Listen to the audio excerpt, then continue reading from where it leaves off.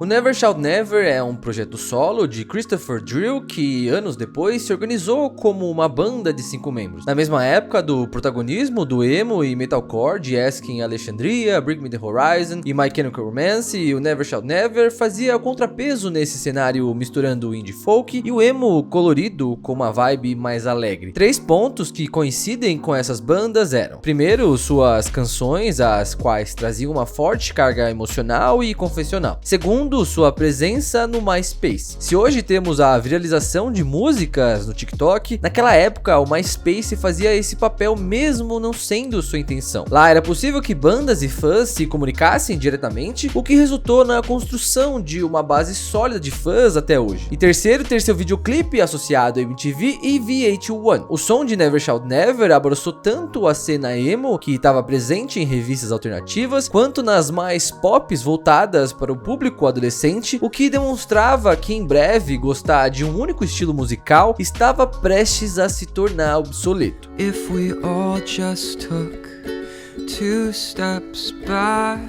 Falar sobre o Never Shout Never é falar sobre Christopher Drill Ingle. Apesar de ter tido uma banda, ele sempre foi um projeto solo. Nascido no início dos anos 90 em San Diego, na Califórnia, ele passou por vários lugares até se estabelecer com sua família na pequena cidade de Joplin, em Missouri. Foi durante a adolescência que ele aprendeu os primeiros acordes em um violão que havia na sua casa. Ele comenta em uma entrevista que nessa época ele não era tão chegado em música, mas que costuma ouvir rádio, e dentre seus artistas favoritos estavam Smash Mouth, sim, aquela banda que canta All Star do Shrek, Jason Mraz e também The Format. Segundo Chris, os meninos que não jogavam futebol eram zoados e consequentemente excluídos pelos garotos, o que não foi diferente com ele. Mas apesar disso, uns anos mais tarde, ele passou a frequentar todas as terças-feiras os shows para amadores e que a partir disso conheceu pessoas que os inspiraram a continuar a escrever. Existem novamente 3 pontos, só que dessa vez que impulsionaram a carreira dele. Primeiro, a internet. Fundado em 2003, o MySpace foi responsável por ser uma rede social que cruzou o caminho de artistas e bandas independentes que queriam divulgar seu trabalho, mas não tinham estrutura de promoção como os de gravadora. O foco da plataforma não era a música, mas acabou funcionando para isso, ajudando a conectar diretamente fãs e artistas. Grimes, Arctic Monkeys e a cena emo e post-hardcore construíram uma base sólida de público no MySpace sem imaginar onde poderiam chegar. E esse feito chegou até o Chris quando ele tinha apenas 16 anos. Em 2007, ele decide postar suas músicas na rede social sob o nome de Never Shout Never, com a grafia das palavras juntas e um ponto de exclamação no final. Ele comenta que na época ele gravou em seu quarto e era só ele mesmo porque não havia encontrado pessoas que quisessem fazer parte do seu projeto. Suas músicas bebiam do estilo cantor-compositor folk, passando por temáticas amorosas e detalhes da vida. É bom lembrar que o MySpace era um território novo, o qual os jovens utilizavam para se manterem conectados e expor ali seus gostos e opiniões no mundo virtual. E de quebra também serviu como vitrine para artistas desconhecidos. Chris não só postou suas músicas, mas manteve contato direto com seu público, o que possibilitou formar sua primeira onda de fãs. Quem poderia imaginar naquela época que seria possível trocar mensagens instantâneas com o seu artista favorito? O Never Shout Never foi um exemplo de, entre aspas, viral marketing, algo semelhante ao que o Spotify chama hoje de viral hits, que são músicas que ganham destaque expressivo em um curto período. Suas canções chegaram a uma média de 15 mil reproduções por dia, sem estar ligado a rádios ou majors. Com isso, no ano seguinte, ele lança 2 EPs, o primeiro, o Demo Shimimo e o The Yep, ambos lançados pela sua gravadora independente, Lovely Records, mas foi com o segundo que ele ganhou maior notoriedade. Em The Yep está presente a música Big City Dreams, o qual ganhou um videoclipe e fala sobre o término de um relacionamento e ter que encarar o amadurecimento e as escolhas da outra pessoa, que incluem planos de construir uma vida diferente da dele. O segundo ponto foi a Hot Topic, que é uma rede de varejo de roupas e acessórios, o qual desde os anos 90 é a casa da cultura alternativa dos jovens. Em um período eles chegaram a comercializar downloads de músicas, mas ali a empreitada não seguiu adiante. A importância dessa rede é tanta que eles fizeram parte da juventude, a qual queria se identificar com algum grupo, seja a cena punk, hardcore, gótica, emo, rap rock, anime, K-pop ou geek. E até hoje a loja acompanha as tendências da juventude. O trabalho de Chris converge na Hot Topic nesse sentido de popularizar seu som e seu encontro entre os fãs que curtiam seu som. Never Shout Never tinha um soul folk mais fofo, porém o estilo visual de Chris estava mais ligado ao metalcore do Bring Me The Horizon e ao emo colorido do Master Station. E o terceiro ponto que ajudou de vez em sua popularização foi a MTV. Os anos 2000 não foi dominado apenas pela música pop e pelo R&B, o emo também ganhou bastante espaço na programação com bandas como My Chemical Romance e também o Fall Out Boy. E com isso, o Never Shout Never conseguiu se apresentar no TRL, o Total Request Live da MTV, que era o equivalente ao nosso Top 10 MTV. E em 2009 ele recebe o prêmio de Breaking Wood pela MTV Wood Awards, que é um VMA para artistas alternativos, concorrendo na mesma época com La Hooks, Grizzly Bear e também Passion Pit. Ainda naquele período, o Chris contratou um agente que conseguiu agendar uma turnê, o qual ele excursionou em seu carro para realizar shows com até 100 pessoas, o que pagava as contas do hotel. Essa carreira precoce na estrada resultou em sua saída precoce da escola. Nessa época, o Never Shout Never já era uma banda popular ao ponto de atrair os interesses das grandes gravadoras, o que resultou no seu contrato com a Warner Bros. Records. Com a mudança de grafia do projeto, esse contrato possibilitou a formação sólida de uma banda que acompanhasse e fizesse parte das gravações e na estreia de seu primeiro álbum, What Is Love, de 2010. Para uma banda que saía do independente e ganhava apoio nos backstage, What Is Love conseguiu emplacar o segundo lugar por 2 semanas na Billboard 200. Outro ponto de virada através da gravadora foi a incorporação da Lovely Records na Warner Bros. Mesmo como subsidiária, o Chris não havia problemas nisso. Ele tinha um estúdio próprio em Joplin e organizava o negócio sozinho com o auxílio de mais 8 pessoas na equipe. A ideia era fomentar artistas locais da cidade e construir uma imagem local e só depois partir para um lance mais nacional. E falar da popularidade do Never Shout Never é falar sobre o Brasil. Eles chegaram a vir aqui no Brasil várias vezes, sendo que a primeira, em 2011, eles visitaram os estúdios do Comando, programa da Mix TV apresentado por Rafa Brits, e no Acesso MTV com a Marimun. Chris explica que a sua intenção nas músicas era de compor canções que as deixassem pessoas alegres e apaixonadas, e ele até brinca e diz que antigamente era mais fácil fazer músicas felizes, assim como os Beatles e o The Beach Boys faziam, e dentre seus poetas favoritos estava o Bob Dylan. Apesar de ter esse lado good vibes, ele também falava sobre situações ruins, como términos de relacionamentos e questões da vida, porém ainda com uma vibe alegre. Sobre esse contraste de uma situação ruim e o lance mais animado, ele explica em uma entrevista que a sua intenção com essas canções era de ajudar as pessoas nesses momentos ali mais complicados. Questionado sobre ser comercial, já que ele havia fechado negócios com Warner, na visão dele,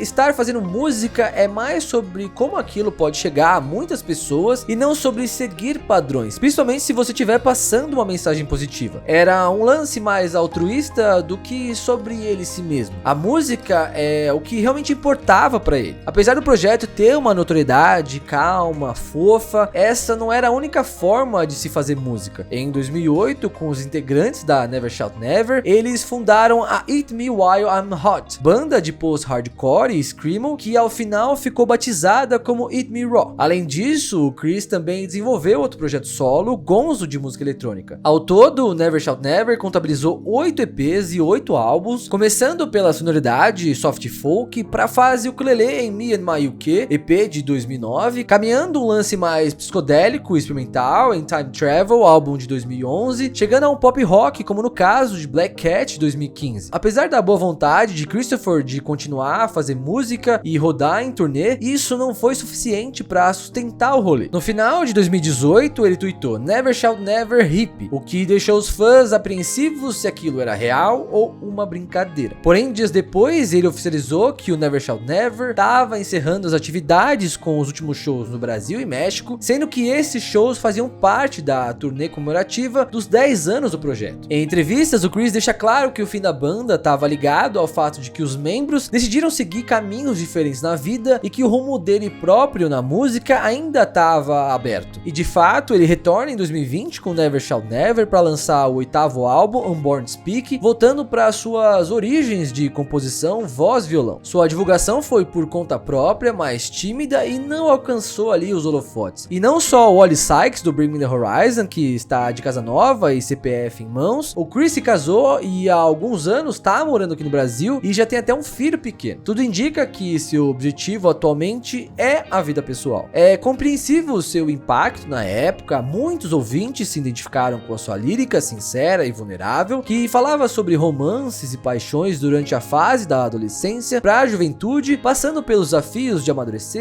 e viver o lado bom da vida. E tudo isso com um pano de fundo da internet. Juntar esses elementos traziam a sensação de liberdade e conexão com as pessoas semelhantes a você, mesmo que virtualmente. Passados 10 anos desde a população da internet, entre jovens e do cruzamento entre bandas independentes e redes sociais, é notável que não basta fazer o upload da sua música nas plataformas, ela precisa circular. E quando falamos sobre circular, é estar em contato com o público e fazer sentido ali para sua propagação. Não é sobre se os artistas precisam ou não postar toda hora nas redes sociais, mas sim sobre continuar pensando em estratégias para o seu trabalho ser relevante nesses lugares e aí sim só atingir um público maior. A gente sabe que atualmente as plataformas trabalham com a distribuição baseada nos algoritmos e que isso pode ajudar uns e atrapalhar a maioria. Na época do MySpace, a propagação dessas páginas caminhava em um fluxo mais natural, aliado ao famoso boca a boca. Ter sua música viralizada, ganhar os holofotes da grande mídia e assinar um contrato com uma major não significa mais ter a certeza de um caminho próspero na música e de que você será chamado continuamente para fazer shows. Desenvolver uma carreira é sim um trabalho como qualquer outro, o qual requer dedicação, estratégia, contatos e pé no chão. A trilha para Never Shout Never foi boa no início, mas após o boom do disco de estreia de 2010, entre boas vontades e a reputação da internet, o sonho não caminhou firme. Toda a paz e amor, entre aspas, que sua música traz, teve efeito em sua base de fãs que sempre o acompanham e apoiam até hoje, mesmo com seus lançamentos ali esporádicos. Mas assim como em sua abordagem nas músicas, é preciso superar os términos e seguir em frente, pois a vida acaba pedindo tempo e novos caminhos.